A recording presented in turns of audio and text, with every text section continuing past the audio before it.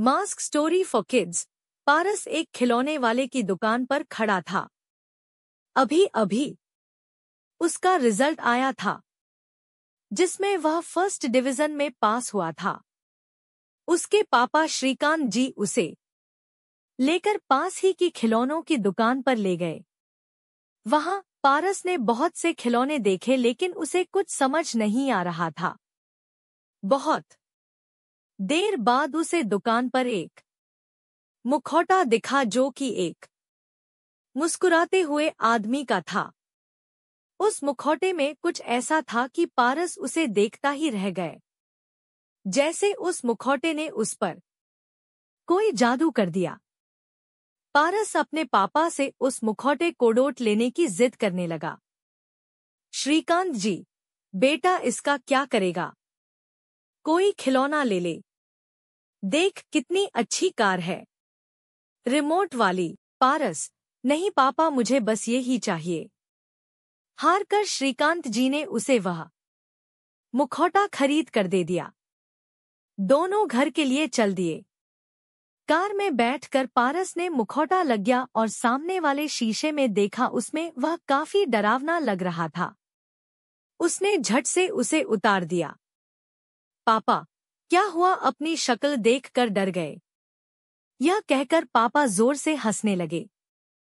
पारस, मैं किसी से नहीं डरता, वो बस पहली बार लगाया था तो अजीब सा लग रहा था। पारस ने मुखौटे को पीछे की सीट पर रख दिया और खिड़की से बाहर देखने लगा। तभी उसे काली हुडी पहने एक आदमी दिखाई दिया, जिसने वही मुखौटा पहना था।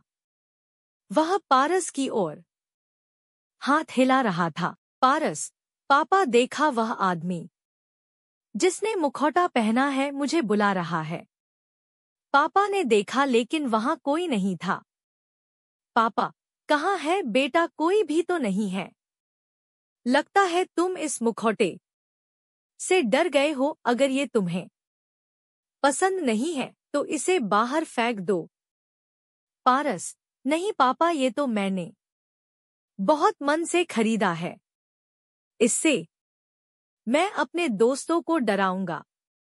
इसी तरह बातें करते करते दोनों घर आ जाते हैं। घर पर पारस की मम्मी तनुजा के पूछने पर पारस उन्हें मुखौटा दिखा देता है। तनुजा, बेटा ये क्यों ले आए? इससे लोग डरेंगे। पारस, दोस्तों को डराने के लिए ही तो लाया हूं मम्मी। कुछ देर बाद पारस अपने दोस्तों के साथ खेलने चल देता है। वह मुखौटा अपनी शर्ट के अंदर रख लेता है। उसके सभी दोस्त पास के मैदान में क्रिकेट खेलने के लिए इकट्ठे हो जाते हैं। तभी वह मुखौटा पहनकर सभी को डराने लगता है। उसके सभी दोस्त इधर उधर भागने लगते हैं। पारस को बहुत मजा आता है। तभी वह देखता है कि मैदान के एक किनारे पर वही आदमी खड़ा होता है, मुखौटा लगाए। पारस डर जाता है। वह जल्दी से मुखौटा उतार कर घर की ओर चल देता है। वह आदमी पारस के पीछे पीछे चलने लगता है। कुछ देर में वह पारस के सामने आ जाता है। पारस डर के आंखें बंद कर लेता है और मुखौटा फेंक देता है। वह आदमी मुखौटा उठाकर उसे अपने कपड़े से साफ करता है। आदमी, बेटा डरो नहीं, मैं तुम्हें नुकसान नहीं पहुंचाऊंगा।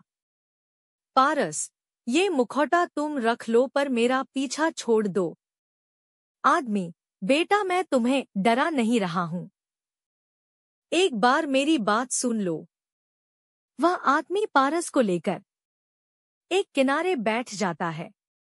फिर वह अपना मुखौटा उतारता है। पारस, अरे आप तो बिल्कुल हमारे जैसे दिखते हो, लेकिन आप इतने बड़े होकर मुखौटा पहनकर क्यों घूमते हो? आदमी, बेटा मैं एक जोकर का काम करता हूँ। बच्चों की पार्टियों में जोकर बनकर सबको हंसाता था। जहां बच्चों के साथ बड़े भी मेरा मजाक उड़ाते थे। मुझे इसके अलावा कुछ और नहीं आता है। एक दिन मैं एक बर्थडे की पार्टी में अपने करतब दिखा रहा था। उस पार्टी में मेरा छोटा सा बेटा भी आया था। मुझे उसके बारे में पता नहीं था। तभी मेरे हाथ पर बंधी घड़ी से उसने मुझे पहचान लिया। उसने मेरा मुखौटा हटा दिया। वह रोने लगा और पार्टी छोड़कर भाग गया। मुझे बहुत दुख हुआ। उसे बुरा लगा कि उसके पापा जोकर हैं। तब से वह मेरे से बात नहीं करता। मैं चाहता हूँ कि कुछ और काम करूं, लेकिन मुझे कोई काम नहीं मिलता। उस दिन जब तुम यह मुखौटा खरीद रहे थे तो मैंने सोचा क्यों न अपने बेटे से तुम्हें मिलवाऊं, जिससे वो अपने पापा से नफरत न करे। उसे पता लगे कि और भी लोग मुखौटा पहनते हैं। पारस, बस इतनी सी बात है अंकल। यहीं पास ही में मेरा घर है। आप अपने बेटे को लेकर मेरे घर आ जाइए। मैं उसे अच्छे से समझा दूंगा। लेकिन तब तक यह मुखौटा मत पहनिए। आदमी, बेटा तुम नहीं जानते तुमने मेरा कितना बड़ा बोझ हल्का कर दिया। तुम चलो, मैं आता हूँ। पारस घर आ जाता है। वह घर आकर अपने मम्मी पापा को सारी बात बताता है। कुछ देर में वह आदमी अपने बेटे सूरज को लेकर आ जाता है। पारस, सूरज तुम अपने पापा से गुस्सा क्यों हो? सूरज, भला किसी के पापा जोकर होते हैं? मेरे पापा ने मेरे दोस्तों के सामने इंसल्ट कर दी। श्रीकांत, बेटा कोई काम छोटा बड़ा नहीं होता, और वैसे भी तुम्हारे पापा ये सारा काम मुखौटा लगाकर करते हैं, इसलिए चिंता करने की कोई जरूरत नहीं है। उन्हें कोई नहीं पहचानता। उसके बाद पारस सूरज कोडोट वह मुखौटा दिखाता है। उसे पहनते ही पारस का चेहरा ढक जाता है। सूरज भी मुखौटा पहनकर देखता है। तनुजा, बेटा आपके पापा बहुत महान काम करते हैं। बच्चों कोडोट हंसाने का ऐसा हर कोई नहीं कर सकता। फिर भी अगर तुम्हें ये सब पसंद नहीं है तो उन्हें समय दो, वो अपना काम बदल लेंगे। उसके लिए उन्हें कोई और काम सीखना होगा जिसमें समय लगेगा। लेकिन अगर तुम उनसे गुस्सा रहोगे तो उन्हें बहुत बुरा लगेगा। यह सुनकर सूरज रोने लगता है और अपने पापा से लिपटकर माफी मांगने लगता है। श्रीकांत जी, भाई साहब, आप कल से जब भी आपके पास समय हो मेरे ऑफिस आ जाना। वहां मैं आपको अकाउंट का कुछ काम सिखा दूंगा। 2-3 महीनों में आप सीख जाएंगे। इससे वह बहुत खुश होते हैं। पारस और श्रीकांत जी का धन्यवाद करके अपने घर की ओर चल देते हैं।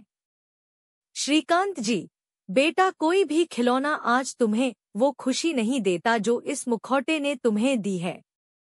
ये तुम आज महसूस कर रहे होगे। पारस अपने पापा से लिपट जाता है।